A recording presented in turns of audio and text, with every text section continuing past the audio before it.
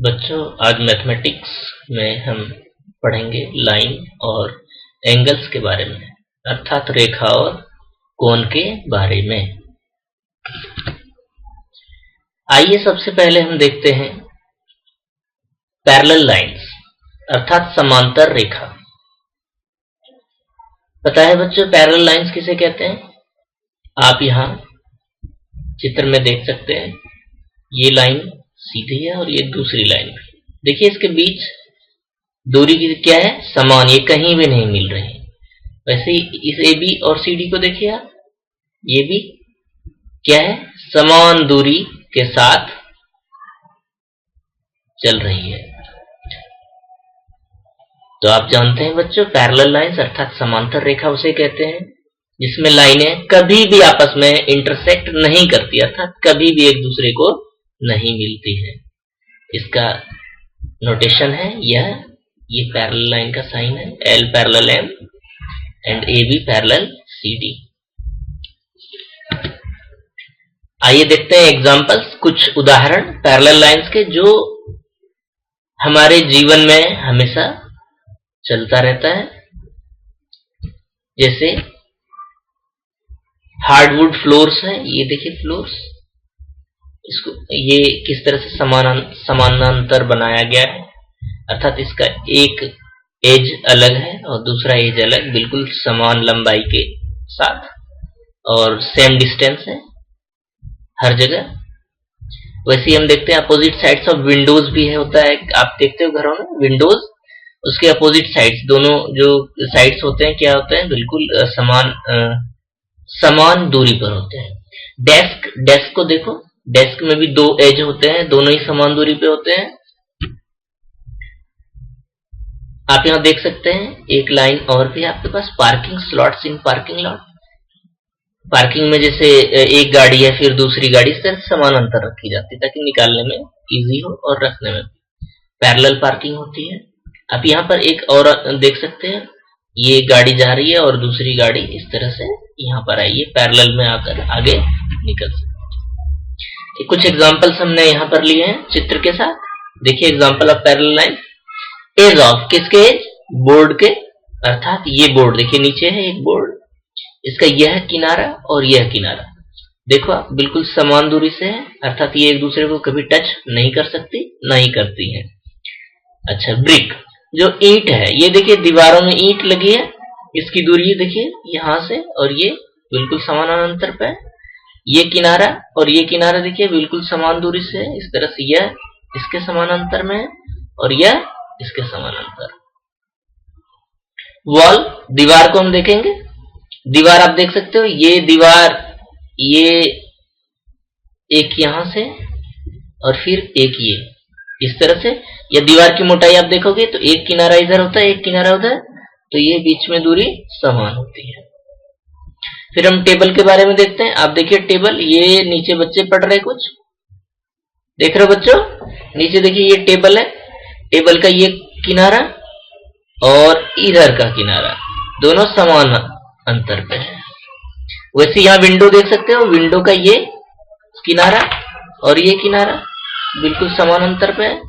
यह किनारा लेंगे तो इसके बीच में एक समान गैप है। सेम इस चित्र में देखिए यहाँ एक विंडो है, इस तरह से एक किनारा दूसरा किनारा, ऊपर का किनारा नीचे का। वैसे हम डोर्स में भी देख सकते हैं, देखिए ये डोर है और ये इस तरह से। बेंच में भी हम देख सकते हैं ये और यहां से ये समान अंतर है।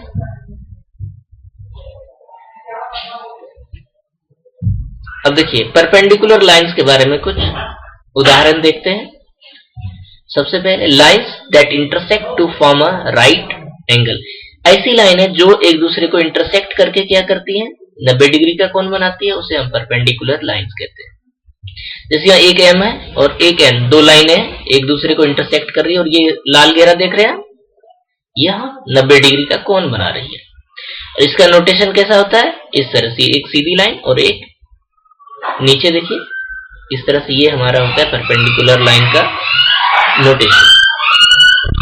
तो हम M और N को क्या लिखेंगे? M perpendicular N। इसके कुछ fact, 4 right angles are form. अगर दो लाइन एक दूसरे को इंटरसेक्ट करते हुए जाती है तो उसमें 4 90 डिग्री के एंगल होते हैं, 90 डिग्री, 1 2 3 4। परपेंडिकुलर लाइंस के कुछ एग्जांपल हम देख सकते हैं, जैसे डोर या विंडोज पेन। जैसे डोर को आप देखते हो, यहां देखो डोर, यहां देखिए ये डोर आया और यहां से इसके साथ मिल गया, तो इसका जो ये कोना है 90 डिग्री बना रहा है।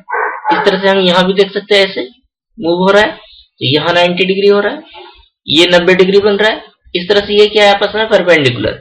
बेंच के कॉर्नर्स, ये बेंच है, ये सीधा है और यहां से ये, तो ये कोना यहां पर ये 90 डिग्री का एंगल बना रहा है, देखिए।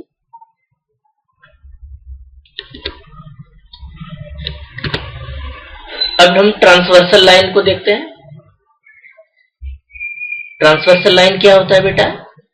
बच्चों, ट्रांसवर्सल लाइन का एग्जांपल आप ये देख सकते हो। देखिए आपके पास है 2 लाइन है, ये जिसे अभी आपने पढ़ा पैरेलल लाइंस ये हैं, और इसे टी एक लाइन आ रही है, वो काट रही है, इससे 2 पॉइंट पे मिल रही है, तो टी इसका ट्रांसवर्सल लाइन कहलाता है, अर्थात प्रतिच्छेदी रेखा। A line that intersects 2 lines at different points, that is called transversal line.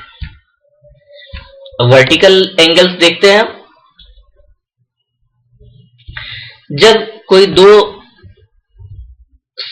समानांतर रेखा को एक प्रतिच्छेदी रेखा काटकर जाती है तो इससे बहुत प्रकार के एंगल बनते हैं, बहुत अर्थात 4 प्रकार के एंगल हम आपको यहां दिखाएंगे। 2 angles that are opposite angles is called vertical angles, और यू कैन टेल, आप कह सकते हैं वर्टिकली अपोजिट एंगल्स। जैसे 1 और 4 देखिए बिल्कुल सामने सामने है, 2 3 देखिए सामने है बिल्कुल, वैसे 7 6 और 5 8 ये आपस में क्या होते हैं? इक्वल होते हैं, और ये देखिए कॉन्ग्रुएंट का साइन है, अर्थात सर्वांग सम के, अर्थात यह बराबर होते हैं। Vertical angles, find the measures of the missing angles. देखिए अभी आपने सीखा वर्टिकल एंगल कौन से होते हैं। अब आपको यहाँ पर कुछ क्वेश्चन है, उसे देखना, जैसे 125 डिग्री और इसका मान, इसकी वैल्यू निकालनी। कैसे निकालोगे? तो वर्टिकल एंगल क्या होते हैं आपस में? जो वर्टिकली अपोजिट, इट मीन्स बिल्कुल फ्रंट पे होते हैं, वो इक्वल होते हैं। तो जो ये देखिए रेड कलर, गुलाबी कलर में मार्क, क्वेश्चन मार्क है, इसका आंसर क्या होगा? 125 डिग्री। वैसे हम नीचे चलते हैं, ब्लू कलर मार्क, अगर ये 55 डिग्री है तो ये क्वेश्चन मार्क क्या होगा? 55 डिग्री के बराबर, क्योंकि हमने अभी पढ़ा बेटा कि वर्टिकली एंगल्स क्या होते हैं? आपस में इक्वल होते हैं। देखिए इस तरह से आप इसे सॉल्व कर सकते हैं। सप्लीमेंट्री एंगल्स, सप्लीमेंट्री, और इसे हम लीनियर पेयर्स भी कहते हैं, अर्थात किसी एक लाइन पर बने कोनों का मान एक सीधी लाइन पर बने कुल कोनों का मान 180 डिग्री होता है। देखिए 1 और 2, ये 2 लाइन, इस लाइन पर ये 2 कोण बन रहे हैं, इधर 3 4, इधर 5 6, यहाँ 7 8, तो 1 + 2 हमारा क्या होगा? 180। सेम 3 4 180। वैसे जब हम इस लाइन की ओर चलते हैं तो 2 और 4 क्या होगा? 180, 1 3 180 degree. Same 5 + 6 180 degree, 7 + 8 180 degree, same 6 + 8 180 degree, और 5 + 7 180 डिग्री। अब सप्लीमेंट्री एंगल्स में हम एक क्वेश्चन सॉल्व करते हैं, आइए देखते हैं। Find the measures of the missing angles. हमारे पास देखिए मिसिंग एंगल है, जैसे ये 72 डिग्री है, यहाँ क्वेश्चन मार्क है, कैसे निकालोगे? अभी आपने पढ़ा बच्चे कि सप्लीमेंट्री एंगल्स अर्थात लीनियर पेयर में जो 2 कोण होते हैं या 2 से अधिक जितने भी कोण होते हैं, कुल एक रेखा पर बने कुल कोणों का मान 180 डिग्री होता है, अर्थात 180 डिग्री। तो हम क्या करेंगे? अगर हमारे पास एक मान दिया हो और एक निकालना हो तो 180 में से क्या करेंगे? माइनस, तो इस तरह से आपका क्या हो जाएगा? 180 - 72 डिग्री। तो इस क्वेश्चन मार्क का आंसर क्या है हमारा? 108 डिग्री। अब 108 है और ये क्वेश्चन मार्क, या तो आप 180 में 72 को माइनस करके इसे निकाल सकते हैं, या आप एक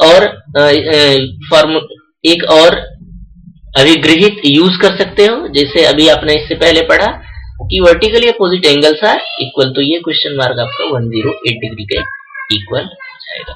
देखिए कैसे, आगे चलते हैं। कॉरस्पॉन्डिंग एंगल्स, कॉरस्पॉन्डिंग एंगल्स क्या होता है? Two angles that occupy corresponding positions.